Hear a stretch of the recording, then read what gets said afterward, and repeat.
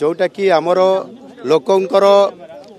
साधारण समस्या अच्छी मौलिक समस्या अच्छी ताहा उपरे गोटे सरकार निरंतर भाव में रहिला मध्यरे लोकंकर साधारण समस्या तो अंतत अधिकांश पूरण हो कथा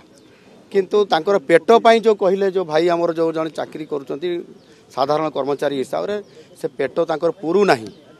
तो पेट पूरिबा पाई से आशा करुँच जे नुआ जो सरकार आसिला बीजेपी सरकार मोदी जी जो डबल इंजिन सरकार जो आसी से मोदी ग्यारंटीर कथा को से खोजुंट एवं से सही कहले जे आमर पेट पुरु ना पेट पूरिबा आमको जदि सरकार किसी करेंगे ताले निश्चित भाव में आम सुखी रही आमर अभाव दूर हम ये सरकार निश्चित भाव में आज डबल इंजिन सरकार एवं मोदी